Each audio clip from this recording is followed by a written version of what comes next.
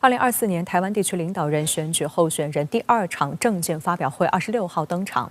侯友宜、赖清德、柯文哲再度交锋，共进行了3轮政见发表。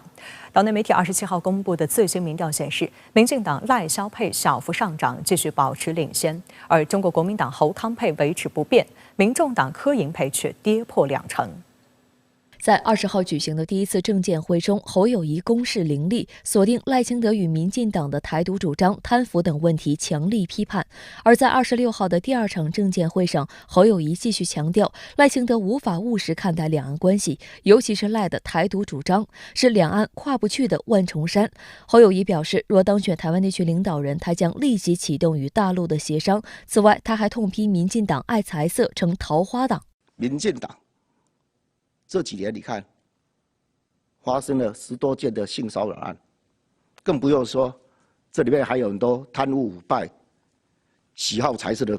案件爆发。柯文哲同样将炮火对准赖清德，尤其在第3轮政见发表时，一改此前较为温吞的讲述方式，恢复日常毒舌风格，直接向赖清德发难，问他真的坚持2025非核家园吗？可更嘲讽道，坚持的话票就跑一大半，而且是企业界的。不过，对于蓝白的双重质疑，赖清德没有正面回应，反而花了一半的时间操作抹红抹黑。在无明确证据的情况下，赖清德直接给国民党副主席夏立言和台当局前领导人马英九戴红帽子，并分话说侯友宜是局外人、门外行。那么这样一种赖萧配，它有可能会对两岸关系所制造的破坏，对于岛内的民众的这样一个长期稳定的这样一个生活所带来的这样一个危害，那么实际上是需要进行一个重点的一个评估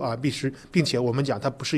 只是对于过去的重复。那么另外一个方面就是民进党的这样一个贪腐问题，一方面是我们看到现在岛内的确这样的问题层出不穷，那么在民进党的这样一个治下，可以说是出现了一个系统性的治理危机和一个系统性的舞弊腐败的这样一个政治失灵的状况。按照岛内选举规则，第3场政见发表会将于28号举行，之后由台湾11家媒体共同举办的候选人电视辩论将于30号下午2时举行，抽签顺序为赖清德、侯友宜、柯文哲。副手候选人辩论会则是明年1月1号下午2时登场，抽签顺序为萧美琴、吴欣盈、赵少康。在2场政见会后，3组候选人的民调也发生微妙变化。根据 ET-Today 民调云27号公布的最新民调显示，民进党赖萧配的支持率与上次相比微升 1.9个百分点，来到 38.1%。国民党侯康配的支持率不增不减，维持在 34.8%。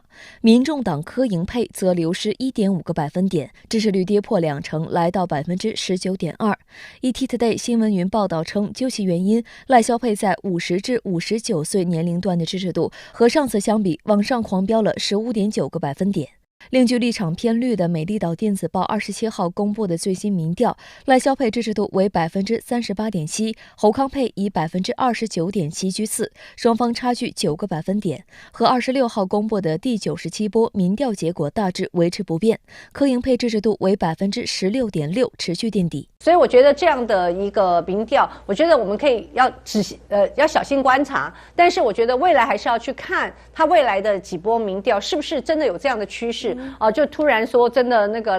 赖萧往上面走，然后我们往下面走，否则的话，我觉得以最近发生的一些事件，实在没有办法去解释这个民调到底赖萧为什么往上走。岛内选举进入倒计时，在蓝白支持者基本盘基本固化的情况下，中间选民特别是年轻人成为左右选情的关键。有分析指出，综合民调来看，相对于各政党注重的政治议题，年轻人更在意的房价、薪资等议题，这也会成为蓝绿白选战后期的焦点。那么这些不同标签的可能会在蓝绿之间去观望、摇摆、游走的一度曾经会去支持其他的政治势力的这部分选民，那么他有可能会在接下来的未来不到1个月时间里边，成为影响选举的一个关键的变量。根据统计，岛内40岁以下选民约有600万，谁能争取年轻人选票，谁就有机会获胜。不过，岛内年轻选民手中的选票向来又被称为空气票，具有较难预测的特性。台湾中正大学政治系教授庄文中说，年轻族群投票相较不受政党偏好影响，所以投票的原因要考虑更多因素。台湾中国文化大学教授庄伯仲说，台湾多数的选举其实是5%的战争，一来一往就是10%，20到30岁的年轻人是个变数，年轻人的影响力未必可以让人当选，但失去年轻人的选票可能落选。另据台湾选务部门统计，此次选举首次投票的20到24岁的00后人数约为102万，虽然占总选举人数不到1%，但网络世代首次参与投票的人常是被视为岛内社会议题的造浪者，引领政治人物跟进。台湾中国文化大学教授钮泽勋说，他们的特性是没有传统的政党倾向，对候选人的好恶变动快速，可以片刻造神，也可以瞬间毁神。那么总体而言，就是一方面，我们讲这次岛内的2项选举，它在很大程度上会决定岛内未来民众4年甚至更长一段时间的这样一种生活的状态，他们岛内的和一个前途命运，两岸之间的关系。那么另外一方面，这些问题根本性的问题的一个选择，它不但是岛内此次选举的重要的议题，同样也是关乎到这个所谓的台湾的行政当局它的一个所谓的有效性，一个所谓的合法性方面的一个问题。2024年台湾地区领导人选举已经临近，那您觉得整体选情中蓝营的处境如何呢？台湾临近选举只有10几天了，在这个时候评估选情啊，无论是政见辩论还是其他可能发生的突发事件等等，都会产生一定的影响。但是呢，我观察目前台湾选情，从基本盘来看，有4个关键点应该把握。第一，绿营基本盘小于非绿基本盘。几乎任何背景的民调都表明，民进党执政不得人心。如果非绿及蓝白能整合的话，应该会大于绿营的。尽管今天这个局面已经难以形成了啊，但在台湾以及岛外的每一个人都应该了解这个基本事实，就是民进党并不代表台湾民意的多数选择。这在选举政治的价值判断乃至台湾民意的整体评估上是至关重要的关键点。第二，白营的走向可能是一个变数，值得关注。目前啊，蓝绿阵营已经整合归队，并且逐渐形成了2大格局，催票的余地也日渐缩小。可是柯文哲代表的白营虽已经弱化，但还是有形成变数的操作空间，包括可能出现的局部弃保效应等等。但是白营支持者如果临选无望而转向，对蓝绿而言，谁更有利呢？这恐怕是一个复杂的变数，既有易于转向人群的蓝绿倾向分布因素，又有柯文哲本人的态度引领，更有蓝绿操作及外部环境，如中美关系的综合影响等等，值得关注。第三呢，从目前来看呀，这次岛内选举虽然历经波折，但非绿阵营大而不和及绿营微弱领先的基本格局一直没有重大的改变。这是台湾选情表面凸显的现实局面，也是历次民调的基本结果。对于这一点，我们需要有清醒的认识和准备。第4呢，是关注重点了，就是蓝营的状况。虽然近几年来蓝营略显低迷，这次选情呢也一直没能领跑啊，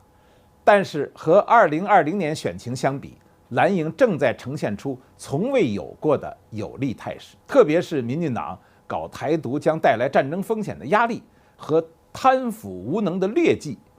蔡英文这后8年的负面新闻呢，比陈水扁的前8年还要多，